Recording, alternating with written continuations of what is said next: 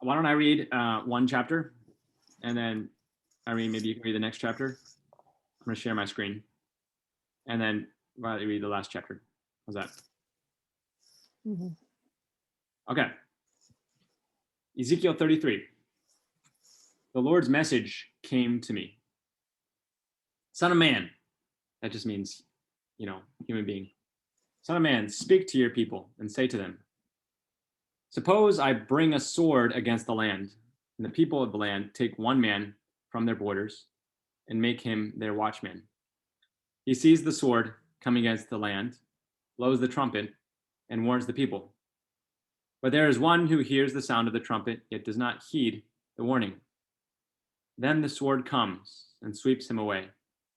He will be responsible for his own death. He heard the sound of the trumpet, but did not heed the warning. So he is responsible for himself. If he had heeded the warning, he would have saved his life. But suppose the watchman sees the sword coming and does not blow the trumpet to warn the people. Then the sword comes and takes one of their lives. He is swept away for his iniquity. Iniquity just means like his failure. But I will hold the watchman accountable for that person's death. As for you, son of man, I have made you a watchman for the house of Israel. House of Israel just means like Israel, the people, Whenever you hear a word from my mouth, you must warn them on my behalf. When I say to the wicked, O wicked man, you must certainly die, and you do not warn the wicked about his behavior, the wicked man will die for his iniquity. But I will hold you accountable for his death. Mm. But if you do warn the wicked man to change his behavior, and he refuses to change, he will Mhm. die for his iniquity. But you have saved your own life. Mm. And you, son of man, say to the house of Israel, this is what you have said. Our rebellious acts and our sins have caught up with us, and we are wasting away because of them. How then can we live? Mm. Say to them, as surely as I live, declares the sovereign Lord, I take no pleasure in the death of the wicked, but prefer that the wicked change his behavior and live. Turn back from your evil deeds. Why should you die, O house of Israel? And you, son of man, say to your people, the righteousness of the righteous will not deliver him if he rebels. As for the wicked, his wickedness will not make him stumble if he turns from it. The righteous will not be able to live by his righteousness if he sins. Suppose I tell the righteous that he will certainly live, but he becomes confident in his righteousness and commits iniquity. None of his righteous deeds will be remembered. Because of the iniquity he has committed, he will die. Suppose I say to the wicked, you must certainly die, but he turns from his sin and does what is just and right. He returns what was taken in pledge, pays back what he has stolen, and follows the statutes that give life, committing no iniquity. He will certainly live. He will not die. None of the sins he has committed will be counted against him. He has done what is just and right. He will certainly live. Yet your people say, the behavior of the Lord is right, when it is their behavior that is not right. When a righteous man turns from his godliness and commits iniquity, he will die for it. When the wicked turns from his sin and does what is just and right, he will live because of it. Yet you say, the behavior of the Lord is not right. House of Israel, I will judge each of you according to his behavior. In the 12th year of our exile, in the 10th month, on the 5th of the month, a refugee came to me from Jerusalem, saying, the city has been defeated. Now, the hand of the Lord has been on me the evening before the refugee reached me. But the Lord opened my mouth by the time the refugee arrived in the morning. He opened my mouth, and I was able to speak once more. The Lord's message came to me. Son of man, the ones living in these ruins in the land of Israel are saying, Abraham was only one man, yet he possessed the land. But we are many. Surely the land has been given to us for a possession. Therefore say to them, this is what the sovereign Lord says. You eat the meat with the blood still in it, pray to your idols, and shed blood. Do you really think you will possess the land? You rely on your swords and commit abominable deeds. Each of you defiles your neighbor's wife. Will you possess the land? This is what you must say to them. This is what the sovereign Lord says. As surely as I live, those living in the ruins will die by the sword. Those in the open field I will give to the wild beasts for food. And those who are in the strongholds and caves will die of disease. I will turn the land into a desolate ruin. Her confident pride will come to an end. The mountains of Israel will be so desolate, no one will pass through them. Then they will know that I am the Lord, when I turn the land into a desolate ruin because of all the abominable deeds they have committed. But as for you, son of man, there are people who are talking about you by the walls and at the doors of the houses. Say to one another, come, hear the word that comes from the Lord. They come to you in crowds, and they sit in front of you as my people. They hear your words, but do not obey them. For they talk lustfully, and their heart is set on their own advantage. Realize that to them you are like a sensual song, a beautiful voice, and skilled musician. They hear your words, but they do not obey them. When all this comes true, and it certainly will, then they will know that a prophet was among them. All right, let's pass it off to Irene.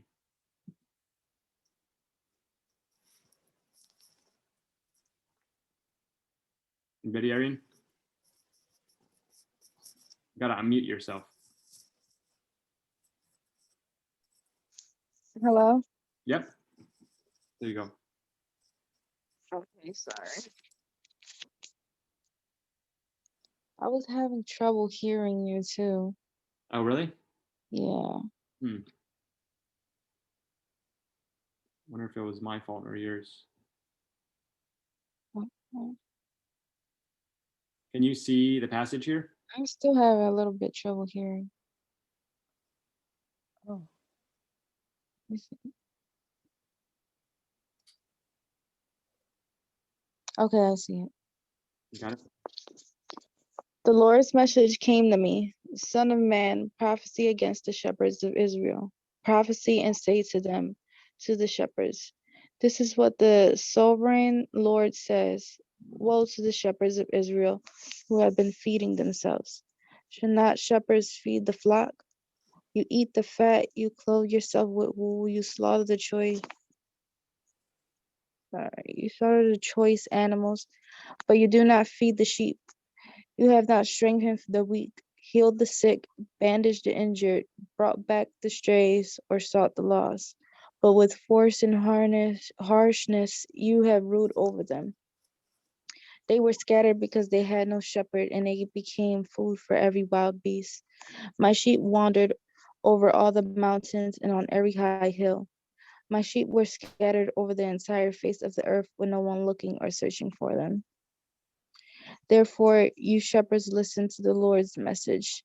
As surely as I live, declared the sovereign Lord, my sheep have become prey and have become food for all the wild beasts.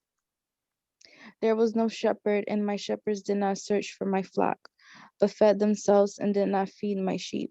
Therefore, you shepherds, listen to the Lord's message. This is what the sovereign Lord says. Look, I am against the shepherds, and I will demand my sheep from their hand. I will no longer let them be shepherds. The shepherds will not feed themselves anymore. I will rescue my sheep from their mouths, so that they will no longer be food for them.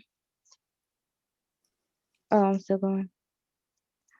For this is what the sovereign Lord says. Look, I myself will search for my sheep and seek them out.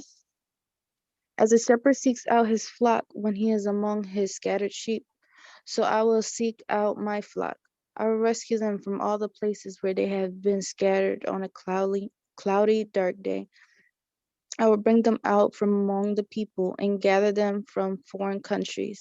I will bring them on their own land. I will feed them on the mountains of Israel, by the streams and all the inhabited places of the land. In a good pasture I will feed them. The mountain heights of Israel will be their pasture. There will lie down in a lush pasture, and they will feed on rich grass of the mountains of Israel. I myself will feed my sheep, and I myself will make them lie down, declares the sovereign Lord.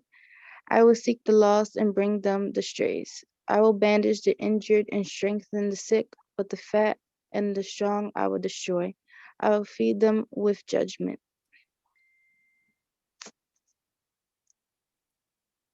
Almost there. Verse 17. What happened? I said almost there. Verse 17. We're almost getting there. Oh.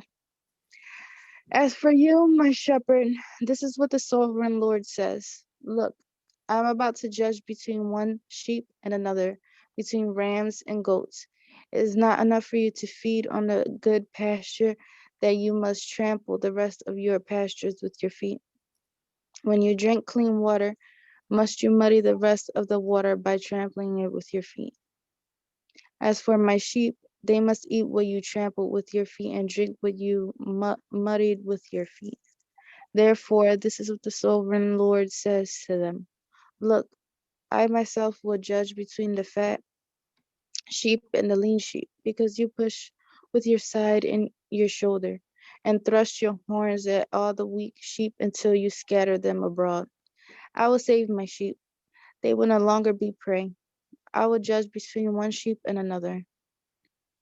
I will set one shepherd over them, and he will feed them, namely my servant David. He will feed them and will be their shepherd. I, the Lord, will be their God, and my servant David will be prince among them. I, the Lord, have spoken. I will make a covenant of peace and with them, and will rid the land of wild beasts, so that they can live securely in the wilderness and even sleep in the woods. I will turn them and the regions around my hill into a blessing. I will make showers come down in their season. They will be showers that bring blessing. The trees of the field will yield their fruit, and the earth will yield its crops. They will live securely on their land. They will know that I am the Lord. And when I break the bars of their yoke and rescue them from the hand of those who enslave them, they will no longer be prey for the nation, and the wild beasts will not devour them. They will live securely, and no one will make them afraid. I will prepare for them a healthy planting. They will no longer be victims of famine in the land and will no longer bear the insults of the nation. Then they will know that I, the Lord, their God, am with them, and that they are my people. The house of Israel declares the sovereign Lord. And you, my sheep, the sheep of my pasture, are my people, and I am your God, declares the sovereign Lord. Mm. Some beautiful words about sheep, huh? Yeah. God wants to find the sheep, even if they're lost. Yeah. But the shepherds, I guess the leaders in their country at that point, were not leading well. They were devouring the sheep. They were supposed to be protecting. Hmm. They're they're eating their own sheep. You know. So like they were being drinking the water and they muddy the water. Does that mean that they kind of they're so fat that they push away the other sheep that they're supposed to be caring for, right? Yeah, it's just using a lot of different kind of imagery, different Uh-huh. pictures to show about how God is very angry with these people that are supposed to be um, caring for others and good leaders that have become predatory leaders. You know, the very Mm. people that they're supposed to protect and guide and help are now people that are being taken advantage of by them. You know, Mm. um, no, yeah, it's a lot of very stern words, but it's important to listen to that, you know. But it's very encouraging that toward the end, God says basically he himself will intervene, and Yeah. that Yeah. he will, turn the area to a blessing and so forth. So then it's Even when- not monopolized by those elite few right. that are just taking advantage of others. Even when the people that are supposed to represent him fail, God himself Mhm. will enter in and fix the situation. That's Mm. encouraging for us because we all Yeah. have some form of leadership that we're called to do, you know, and we've all messed up, you know. Yeah. And the situation that God is, he's speaking against them and saying, you've messed up. But at the end, Yeah. he's still like, and at the same time, I'm still gonna come in and fix things, you know, even where you failed, you know. And on the other hand, if we feel like we're trapped in a victim mentality, then we can see hope that there's that final judge who is fair, Right. who's not ignoring our like Right. If plight.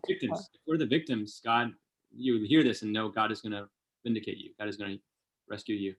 If you're the one that you know that you've messed up, you should hear this as a warning to be like, turn around, you know, fix what you've messed up. I think all of this counts, you know. It's all God kind of trying to speak a good word into your life, you know. Because if without having this hope, say if I'm trapped in my feeling of being manipulated, being exploited, Yeah. then oftentimes I would one day become an exploiter. Right. Because like I felt like nobody cared for me when I was being taken advantage of. Right. And later on I became powerful. Then And that's one of the it's my reasons chance. you didn't have power. You didn't have power before. And you Right. were exploited. And so the only way you know how is to take power for yourself. And now you're the one exploiting others, right? So if you were Right. the sheep that was exploited by a bad shepherd, then when you gain power and you become a shepherd yourself, you're going to be a exploitative shepherd because you didn't want to be vulnerable. You were hurt by others. You didn't want to be vulnerable. So the only thing you know is get more power. But in the process, you've become the bad guy that you wanted to protect yourself from. You know, and that's kind of just the way of the world. Unless you let God speak into your life and say, "Don't become that." Warning, warning, and He sort of guides you in a better path. So, anyways, this is good. I mean, actually, Jesus ended up taking. This is in the Old Testament. Jesus ended up taking these words and speaks them about himself. He says he is the good shepherd. Right. That lays his life down for the sheep. You know, he really quotes this kind of stuff, but takes it even further. You know, I am the good shepherd. So why don't you read this last chapter, Revelation 17, New Testament. This is after Jesus. This is using a lot of very graphic imagery to help us to understand similar things that the other one was saying, but again, more graphic imagery. Right? Okay. So Revelation 17. Then one of the seven angels who had the seven bowls came and spoke to me. Come, he said, I'll show you the condemnation and punishment of the great prostitute who sits on many waters, with whom the kings of the earth committed sexual immorality, and the earth's inhabitants got drunk with the wine of her immorality. So he carried me away in the spirit to a wilderness, and there I saw a woman sitting on a scarlet beast that was full of blasphemous names and had 7 heads and then 10 horns. Now the woman was dressed in purple and scarlet clothing and adorned with gold, precious stones, and pearls. She held in her hand a golden cup filled with detestable things and unclean things from her sexual immorality. On her forehead was written a name, a mystery, Babylon the Great, the mother of prostitutes and of the detestable things of the earth. I saw that the woman was drunk with the blood of the saints and the blood of those who testified to Jesus. I was greatly astounded when I saw her. But the angel said to me, "Why are you astounded? I will interpret for you the mystery of the woman and of the beast with the 7 heads and 10 horns that carries her. The beast you saw was and is not, but is about to come up with the abyss and then go to destruction.